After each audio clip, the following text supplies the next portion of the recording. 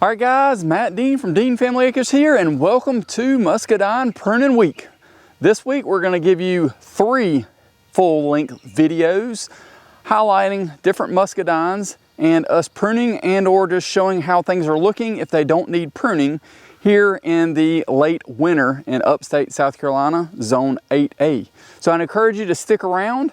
Some of these are going to be a little bit longer than others, but we will have a video on Sunday, which is our traditional one today. We will have a full-length video on Wednesday, and we will also have one on Friday. So hopefully you'll enjoy these full-length videos, as well as we're trying our best to do some shorts. Man, the editing is just something else, but hopefully you guys enjoy it. Would love to hear your comments down below about what you're looking forward to most for this spring, and most importantly, what muscadines you are either adding, looking forward to tasting for the first time, looking forward to tasting for the 50th time, whatever. We want to hear about it. So y'all comment down below, and also don't forget to share this with your friends, especially those that love muscadines. Tell them about it, and then that way they can join us throughout this week and throughout the season as we continue to have more and more muscadine content. Thanks so much, guys. Looking forward to y'all sticking around and learning a little bit with us. Dean Family Acres.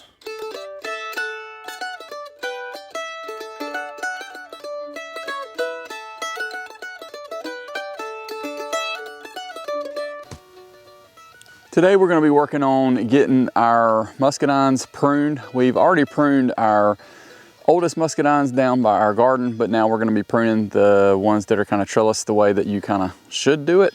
So hopefully as we work through this, y'all will learn something. I know I learn something every year as well.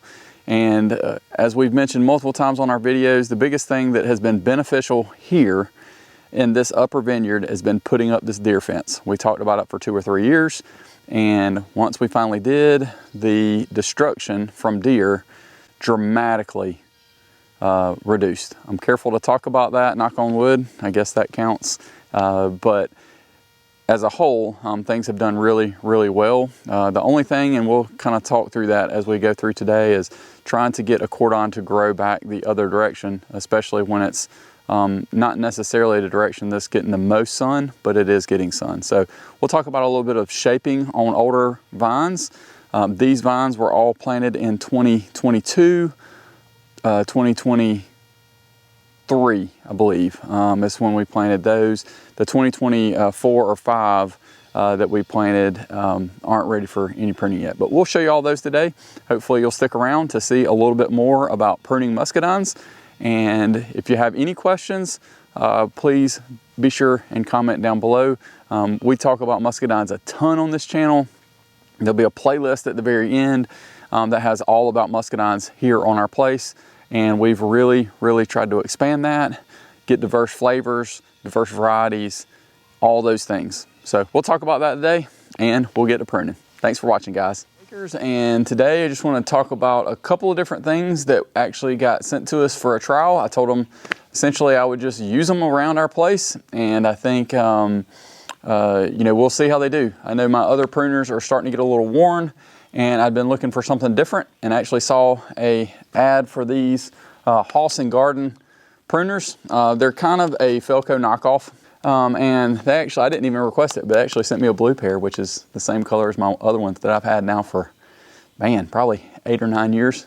So we will see exactly how these do. They sent me 2 of this style, which I think are 8.5 inch. They're traditional classic pro. Again, this is a Felco type pruner. And then they also sent me 1 pair of their forged type.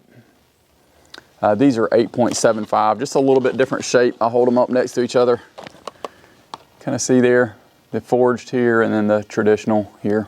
So we're gonna try and prune a few things today with these, and I'm pretty certain the main thing we're gonna be pruning is muscadines, because it is time to get those pruned. It is end of February. Usually I do that kind of middle of February or early March here in 8A upstate of South Carolina. So we're gonna get that knocked out, and then we'll just let you know exactly how well these have done.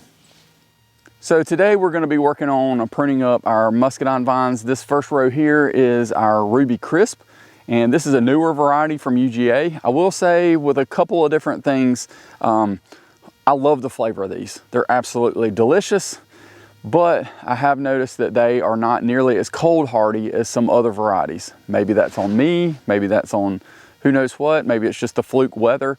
But out of our 3 vines of Ruby Crisp, which is the most of one flavor that we have here on our place, every single one of them has died to the ground at some point. I had one die one year, and then the next winter I had the other 2 die. Now, they have all recovered.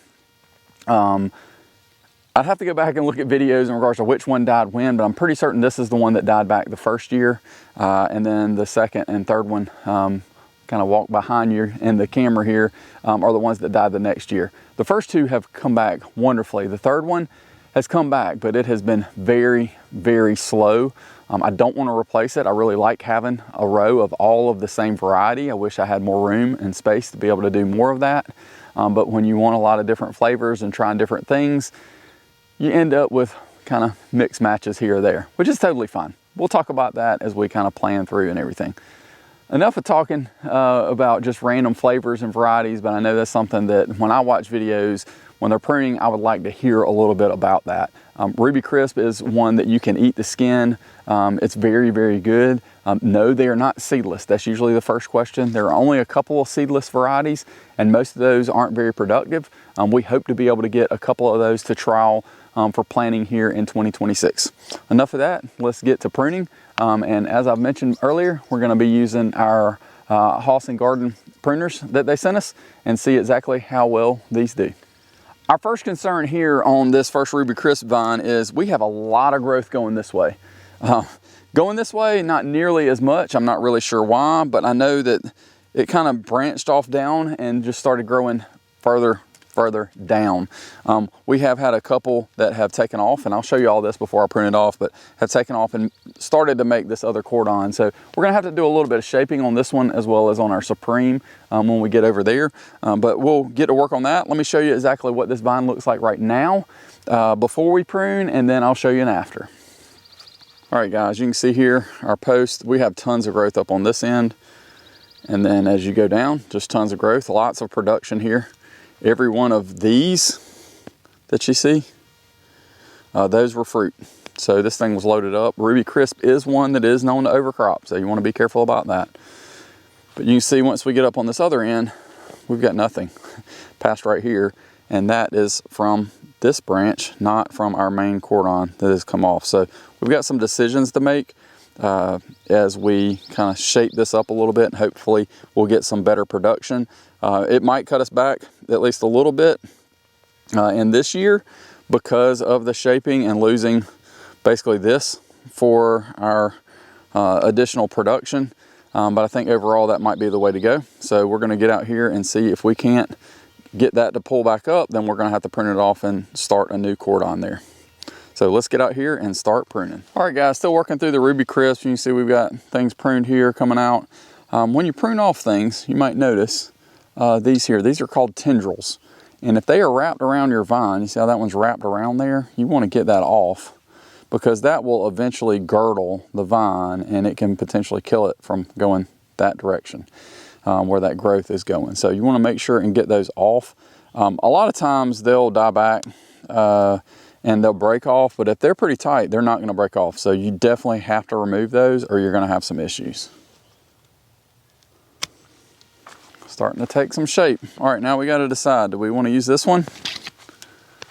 That is honestly almost there, or do we want to try and stretch this one up? No, I think we're going to have to go with this one here. So in that means that this, where it splits off here, I'll get a little closer in just a second, where it splits off here, we're going to have to remove this or prune it back so that that major growth doesn't go there. It's okay to have a little bit there, but we really want most of this growth going that way so that we've got more area for us to put on more fruiting spurs here. So let me prune this up just a little bit and we'll kind of go from there.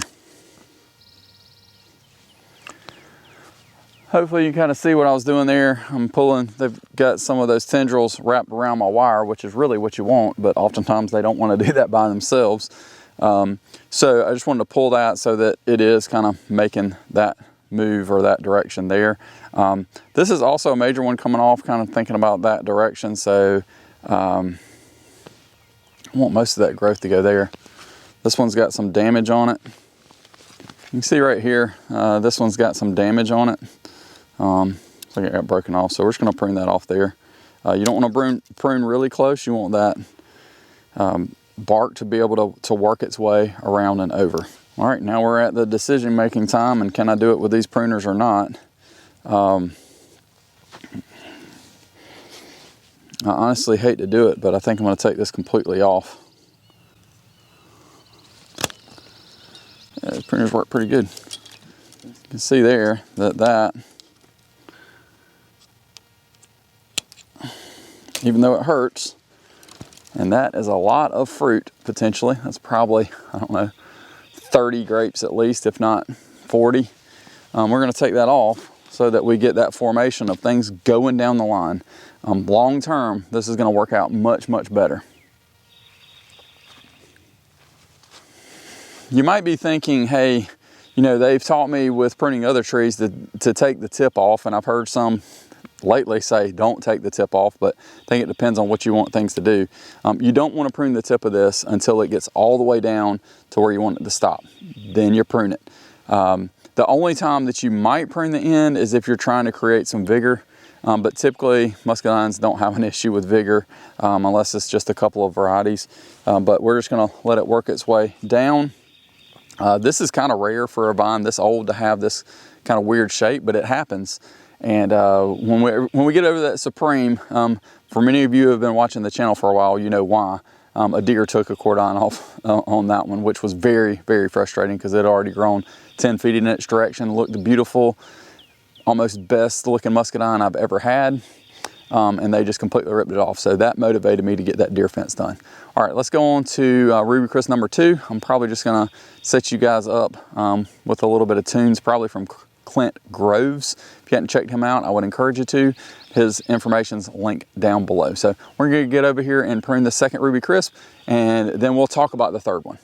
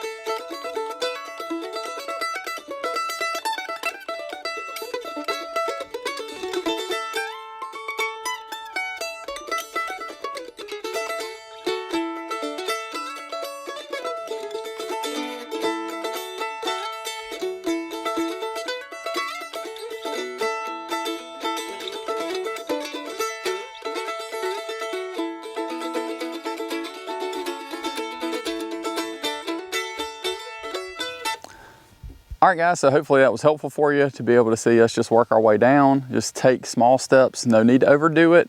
Do not prune all the way down. You want to leave you a couple buds on each one of those fruiting spurs, and that is going to eventually end up being more fruiting spurs. So that's how they kind of continue to grow out, and eventually you will have to prune those out or prune them back.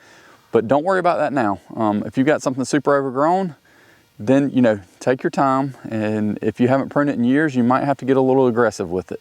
But otherwise, this is how it works. It should kind of just look like it's a little bush all the way down with little fingers coming off of it. So we will now go to the third Ruby Crisp and let you see exactly what's going on with it. All right guys, well this is Ruby Crisp number 3, and you can notice there's nothing down the vine or the line right now. You can see where it died back. I think that was 3 years ago now. But what I did was I actually let this grow back into 2 different vines. I said if one died back, that way I'd still have another one, but they are right at being the height of the trellis, so hopefully this year they will take off. The only thing I'll do once things get growing is I'll come back and I'll cut like these little limbs coming off. Didn't talk about that earlier, but you always want your trunk to be clean. You do not want anything kind of growing up those trunks at all. All All right guys, this is late fry. We actually planted this in 2022. This is 4 years old and look at the amazing growth. I know what you're thinking, that's not amazing growth, and you're absolutely right. It wasn't until last year that we actually got a little bit of growth on this, and that's because we talked to some others and they were like, listen, if one's not growing, just hammer it with as much fertilizer as you feel like you can afford to put on it. So we gave pretty much triple fertilizer to this last year, give or take most dosings, and it finally put on a little bit of growth. I'm pretty certain we're going to replace this vine unless it just completely pops this year, then we might keep it. But depending on what we can kind of get in and purchasing, trading, whatever, then I'm probably going to plant something right next to this. I'm not going to cut it out. Anytime you get frustrated with a vine, there's no need to just completely cut it out. Go ahead and plant something right next to it. Give it a chance to grow. That way you still get some fruit off of this vine. And it might take, you know, you get an extra year worth of growth and or fruit if they actually produce. But it gives you a chance, and then for some reason if they pop, then you know what, prune them back, dig up the one that you're replacing, put it somewhere else. Or dig up the one next to it that you planted and put it somewhere else depending on the amount of growth. I will say it's probably pretty rare that that one that you were going to replace really just completely busts forth if it's been 3+ years. I also know that our soil up here on this upper vineyard orchard area is not the greatest. I did amend all of these soils, but there was an old roadbed that kind of came through here, and years and years and years ago, probably maybe 50-ish years ago. And as a whole, there are spots that are super rocky and or just deficient with no topsoil, etc. So I think it's kind of depends on where you hit. But I'm going to prune this back just a little bit. And again, this is our late fry planted in 2022. This is year 4 and it barely has any growth. When something is not growing very well like this, I'd be tempted to leave, you know, 5 or 6 if you wanted to. You can always come back and prune them back later in regards to the number of buds. I just want to see if we actually get some fruit this year. The issue with leaving a lot of buds is it's also going to take your energy here right near trunk, and you really want it to push some growth out. So did not think about that one, cut it a little short. And I'm going to leave this one. Hopefully it will take off as this additional cordon. Again, good chance this one's getting replaced this year. Late fry, year 4. All right guys, this is Black Beauty. We planted this in 2023, so this will be year 3. So we should get some pretty good production. Honestly, we got some pretty good last year. With a lot of these, you do want to be careful. Those first couple of years, don't let them overcrop. It's very hard to do. You want to try that fruit, but just want to be very careful about that, especially if you do have some cold winters.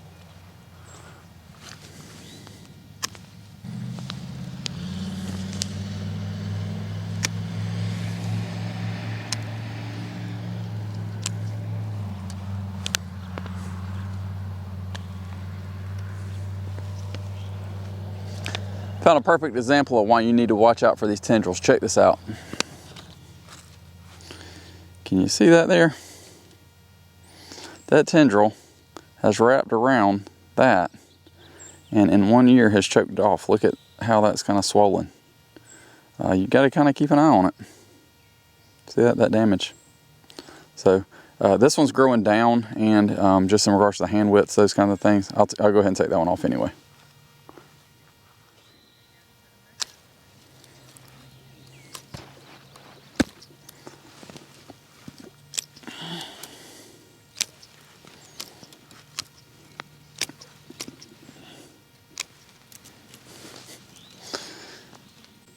Look at that growth, crazy.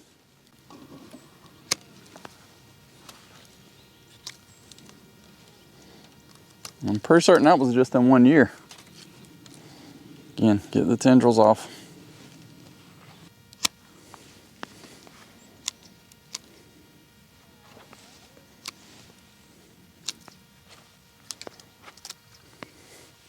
Another cool find here on Black Beauty.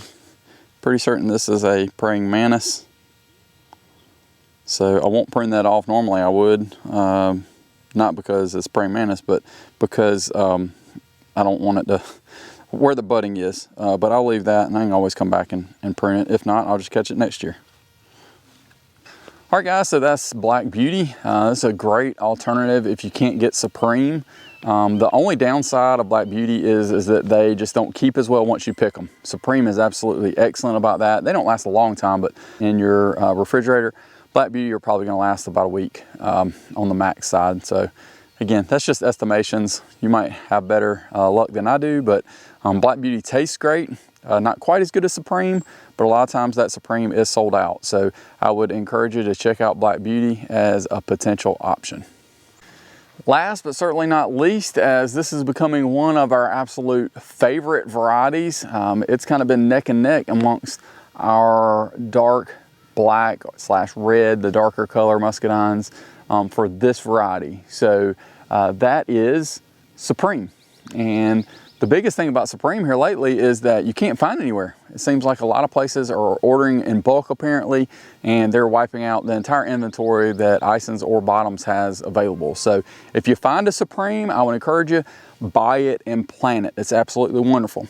As with Black Beauty, Supreme is a female, so you are gonna need a self-fertile cultivar to plant next to it. If you like the darker color grapes, I would encourage you, plant a Ruby Crisp, and it's self-fertile. I know Ruby Crisp has been a little bit harder to find as well, but I think right now Ison's actually has some in stock, so I would encourage you to check them out.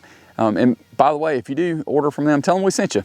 I don't have any perks or anything for that, but I would definitely encourage you, please say, hey, Matt from Dean Family Acres sent me, and I'm sure they'll appreciate that and knowing where you enjoy learning a little bit extra about muscadines. So let's dive into this Supreme, and we'll kind of talk through exactly what it is about it, why it's misshapen, which we talked about a little bit earlier, but I want to give you a little bit closer view.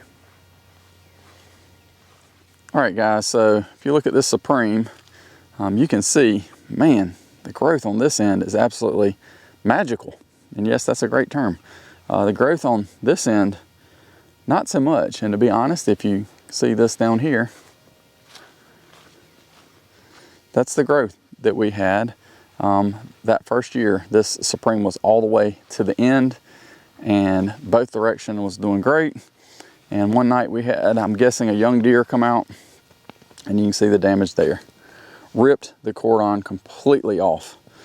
We had to start another cordon here to run down. So this year we'll be training that to try and make it all the way down. The amount of fruit we got on this last year was incredible. You can just see, I think these are called lenticels, but don't quote me on that. But all these were grapes, and it was absolutely loaded up. So let's get to pruning, and then I'll show you again how we are gonna shape this. Probably a lot like we shaped that Ruby Crisp earlier.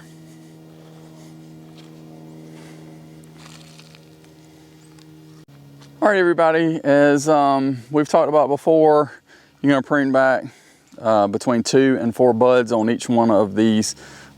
And then you wanna kind of just think through about which direction the buds are going if possible. They don't always take on that outside bud that you prune on. Most of the time they do though, so if you got some stuff growing funky directions, look where that bud's going and maybe it'll go that direction. So we're gonna start and work this side, then we'll come back and I'll get you guys a little bit closer on this reshaping of this cordon down here, since I think that's kind of a little more technical. You also want to think through about crossing branches. I know I have that a lot, especially when they have a lot of growth. So just think through, hey, where's that going to be? I'd really like for that not to cross over and rub on each other and me have to prune it out next year. 1, 2, 3. That bud kind of faces up, so that's perfect. Sometimes these also want to kind of be facing each other. So either take them out or you just kind of prune them back.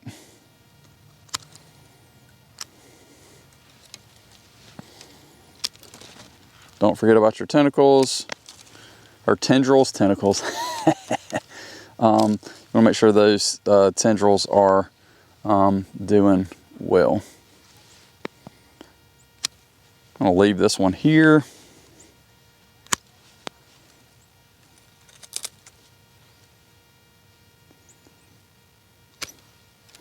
Really got to think through this sometimes. You can come through and then you're just going to fix it the next year, but I'm going to take that out.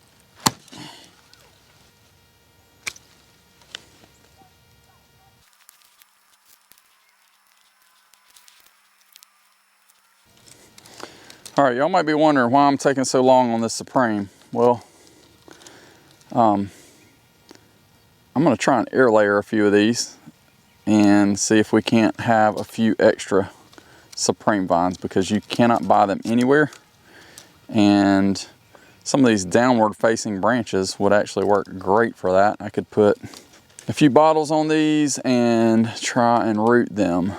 So we will see if that'll work. Y'all can stay tuned to seeing more of that in the future. But for now, actually got a couple of these that just, they're so long, we're gonna have to prune them back. So we'll be careful not to rip anything as I did with that initial Ruby Crisp. All right guys, we finished up this Supreme for the most part. I'm gonna come back and work on some of these others that I know that I want to air layer, but overall I think we're doing pretty good. We're here at the end of the post, so we want to kind of think through, all right, where does that want to be? Cut that there, and hopefully we'll have a lot more growth coming down through here. As I mentioned before, Supreme is probably the favorite of a lot, and that's probably why you can't find them anywhere. So just kind of think through that when you're thinking about varieties. Work through, patiently decide what you want to get. We've got videos that talk about, hey, I don't have my trellis up, what do I do? We've got alternatives for that. Some of these behind me are on that, and we have put up probably 3/4 of the trellis. We don't have water lines set up for this third one. But overall, that's what we did. We planted, then we built the trellis later. Is that optimal? No, but it's probably better than waiting a whole nother year to scramble again the next late winter, early spring to do something. We all know how that happens. We get busy, it's unintentional, but it happens. So ultimately, I would encourage you, get some Muscadines, number one. Number two, do some research. Make sure you're getting something that you like. Yes, you might have eaten Muscadines as a kid and hated them. I promise you there's a variety out there that you will absolutely love if you like eating grapes in any form or fashion.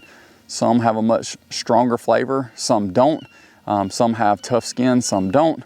Some have seeds, a few don't. Remember, with those seedless varieties, often the production is just not there and they're just not nearly as good of a fruit. They're working on it in regards to the breeding of that, but ultimately that's what we've got to this point. I personally would encourage you, if you need to pick out just a couple of varieties right now, if you like the darker colored Muscadines, number one, I would do Supreme.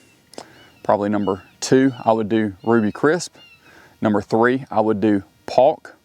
Number four, I would probably do Black Beauty. Number five, I would probably do Isons. A majority of those are self-fertile, with the exception of Black Beauty and Supreme. So Ruby Crisp is self-fertile, Isons is self-fertile, and Palk are all self-fertile. So those are excellent options in regards to the dark varieties. Stick around next time and we'll talk a little bit about the bronze varieties. Really appreciate you guys sticking around this far. Comment down below, what's your favorite variety? When did you prune? What are you looking forward to? What do you have questions about? That kind of thing. Again, thanks so much for watching. Really appreciate each and everyone's support as we continue to push towards 5,000 subscribers for this year. I know it's a little bit of a push, but I think we can do it if each and every one of y'all will subscribe, if each and every one of y'all will share, and then if you will also make a comment down below. That and that thumbs up, that shows the algorithm, hey, people are actually interacting with this more than just playing it. So thanks again. Y'all have a wonderful and blessed one. We'll see you next week.